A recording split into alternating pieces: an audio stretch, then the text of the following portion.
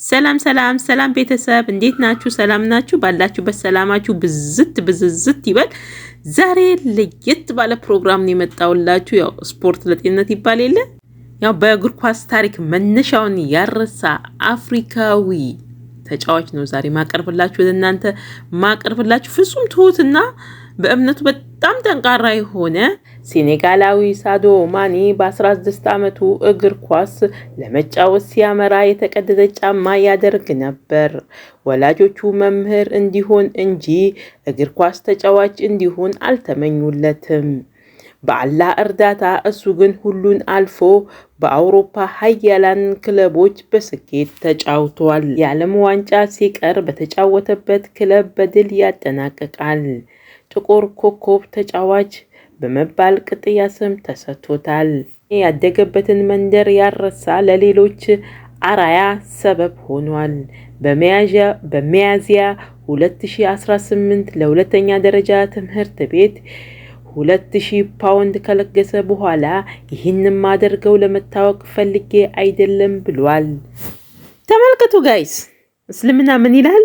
ቀኝ እጅ ሲሰጥ ግራ እጅ አይ ይላል፣ አይመልከት ይላል። ማኔ አሁንም አላበቃም፣ እንደቀጠለ ነው።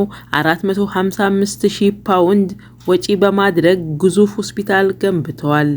ማኔ እምነቱ የሚፈቅድለትን ነገር እምነቱ የሚያዝለትን ነገር ለነገው ለአኬራው መስጊድም ገንብተዋል። 2000 ነዋሪ የሚኖሩባት ባምባሊ ለእያንዳንዱ ለቤት አባወራ በየወሩ የ70 ፓውንድ እርዳታ ያደርጋል። ማኔ ሲናገር 10 ቅንጡ የአልማዝ ሰዓቶችንና 10 ፌራሪዎች፣ 2 የግል ፕሌኖች ለምን እፈልጋለሁ? እነዚህ ለኔም ሆነ ለዓለም ምንም አያደርጉም። ተርቤ ስላደግኩኝ አልሐምዱሊላህ፣ ለአላህ ምስጋና ይገባው። በአፍሪካ ዋንጫ ጊዜ ሜዳ ለቀው የወጡትን ጓደኞቹን ወደ ሜዳ በመመለስ ዓለም ሁሉ አጨብጭቦለታል። በአፍሪካ ዋንጫ ምርጥ ተጫዋች ተብሎም ተመርጧል። የሱ ግን ደግነት በጣም የበዛ አይመስላችሁም? እሱን አርአያ አድርገው ለሚመጡ ወጣቶች ለስቴዲየም ከፍተኛ የገንዘብ ፈሰስ አድርጓል። ማሻላ ማሻላ ማሻላ ተክቢር።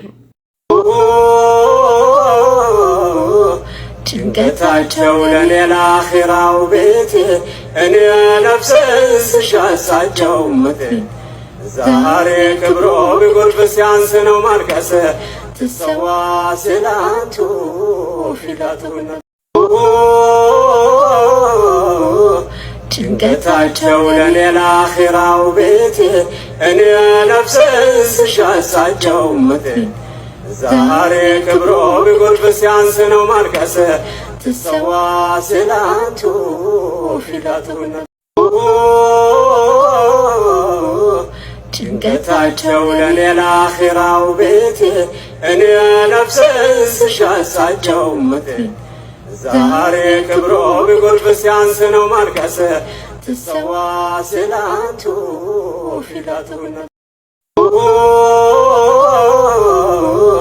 ጭንቀታቸው ለሌላ አኺራው ቤት እኔ ነፍሴን ስሻሳቸው ምክር ዛሬ ክብሮ